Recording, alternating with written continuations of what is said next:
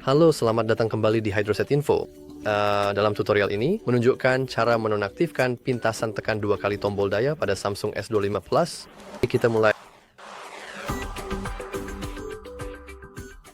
Sekarang, seperti yang Anda lihat, jika saya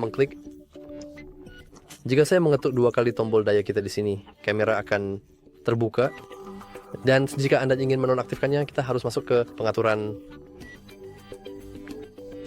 gulir hampir ke bagian bawah di halaman ini, dan temukan fitur lanjutan yang tersedia.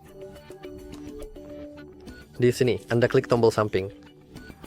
Dan seperti yang Anda lihat, kita memiliki opsi. Tekan 2 kali, Anda bisa dengan mudah menonaktifkannya, dan sekarang kita tidak akan lagi mengaktifkan kamera atau apapun dengan pintasan ini.